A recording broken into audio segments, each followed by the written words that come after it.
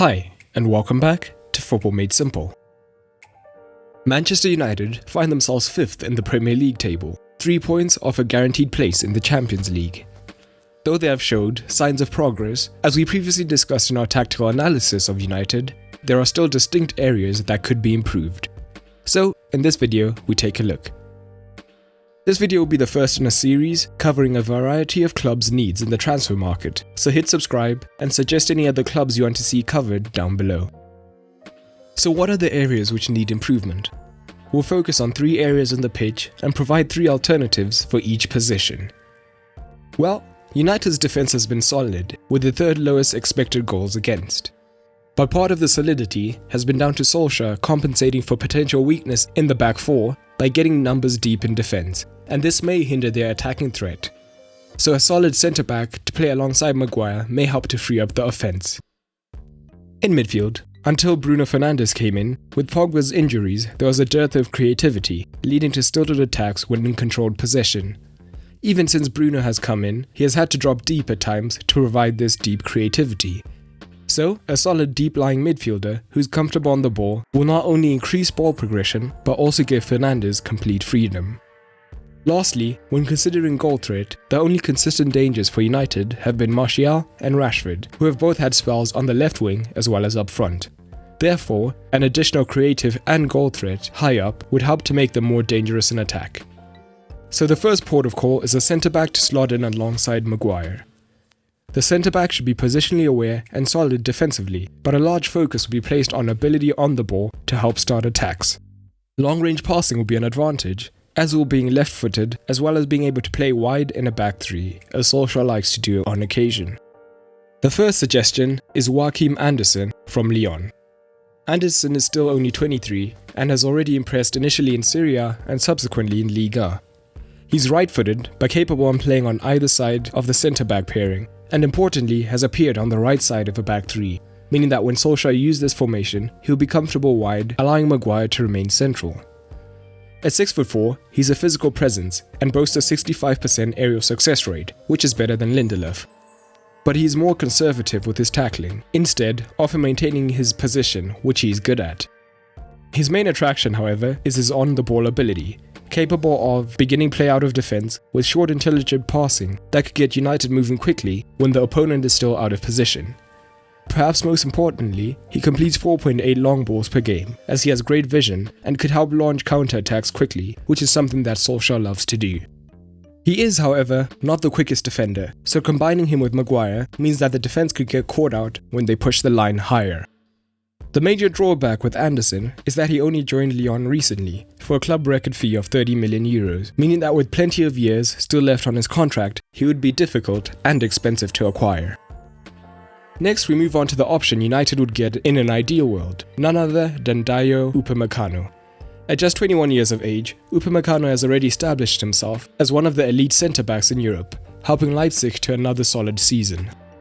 Defensively, he's excellent, with great reading of the game and already showing signs of leadership. He's a very proactive defender, looking to defend on the front foot and willing to break rank to press his opponent, completing 2.1 tackles, 1.7 interceptions, and having a 65% aerial success rate. The only drawback is this may sometimes leave a hole in the defense. However, as he often plays in a back 3, this can be covered by the other 2. And this ability to play in a back 3 would be great for Solskjaer as well. And if his defensive ability is excellent, his on-the-ball ability is just as good, if not better. He is excellent at carrying the ball out of defense to break the press and open up more passing angles from deep, which is something that United lack at the moment. And his passing range is also incredible, able to break the line with short quick passes or use raking passes to open up opposition defenses, again useful for counters and something that Leipzig aim to do often. His XG chain and XG build-up per 90 are fairly high, as well as completing 7.2 passes per game, and an impressive 5.4 long balls per game. The major drawback is that he's valued at 45 million by Transfermarkt, who tend to estimate low.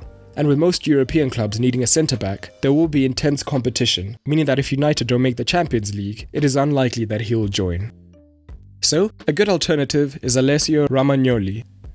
AC Milan's club captain is 25 now, and should be approaching the peak of his powers.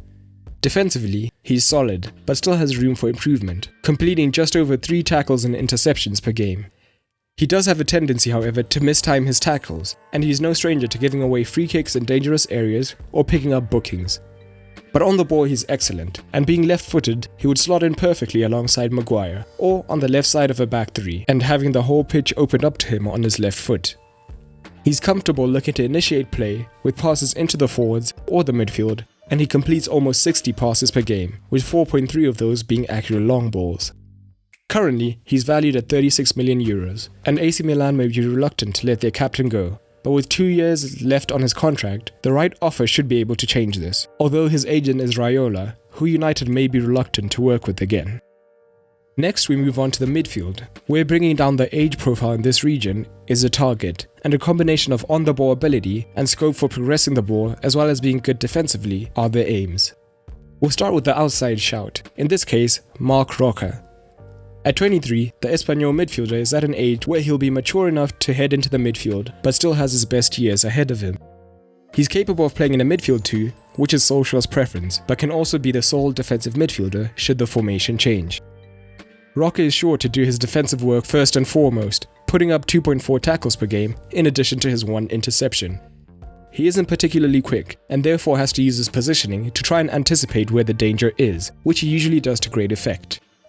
He's also willing to foul tactically when required, averaging over 2 fouls per game, but hasn't yet been sent off this season. But as a deep-lying playmaker, he shines, and he's the key to Espanyol's build-up, receiving the ball not only to distribute it as a metronome, but also progressing the ball higher up the pitch, and he averages 4.4 accurate long balls per game.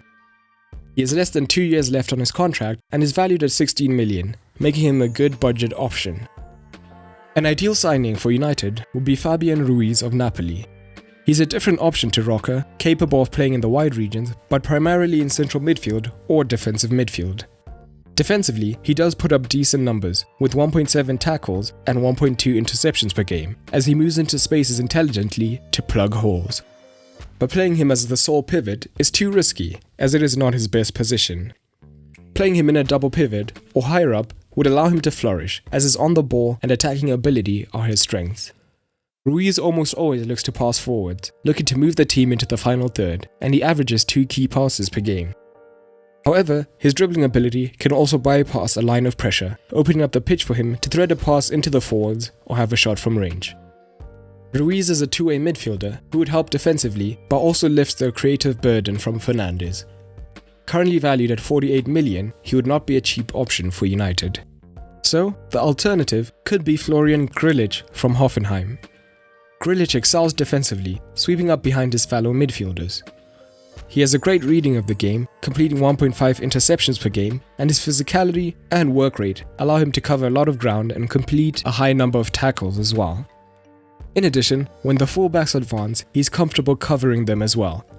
However, he's still a great playmaker, retaining the ball well with 56 passes per game, but he's also ambitious in his passing, with 3.5 accurate long balls per game, allowing him to switch the play.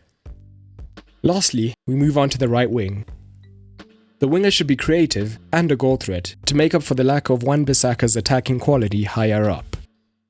The outside shout is Raphinha, playing out of Rennes. The 23-year-old is a left-footed right winger who has pace to burn and is comfortable taking on his fullback to attack the byline and get across into the box with 1.3 accurate crosses per game. The ability to go down the line is useful as Wan-Bissaka rarely does this.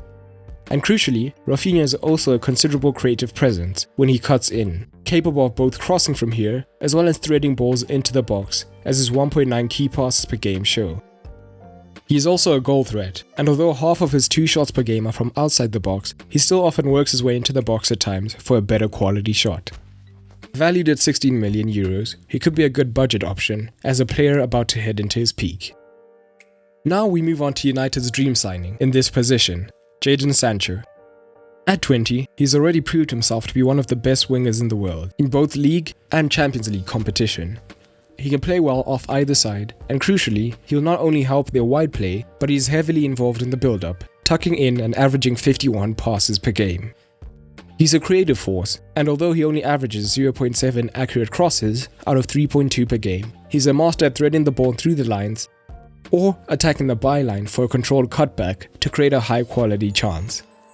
He's a direct goal threat with 0.84 expected goal contributions per 90, meaning that he's a hard man to stop. Not to mention that his pace will be handy on the counter-attack.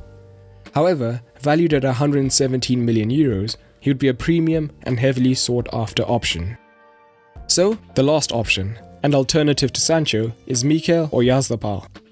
The 23-year-old, playing out of Real Sociedad, has been impressing for a few years now, and as a left-footed player on the right-hand side, he tends to cut infield towards goal. He's a creative winger, however, not only with his ability to take on a man, completing 2.2 dribbles per game, but also by providing 1.3 key passes per game for his teammates by cutting in. He is selective with his shots, at 1.9 per game, but they tend to be of decent quality, as the majority are inside the box, and he has shown good finishing ability so far in his career. Valued at 48 million, but with a higher release clause, he is a cheaper option than Sancho, and will still provide the goal threat from the right, that United has been lacking in recent times, while still being able to create.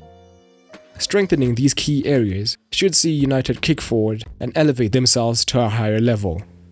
But of course, these are just a few options out of dozens, so I'd love to know down below who you would sign and which other positions you'd like to strengthen. But that's all for today, and remember, keep it simple.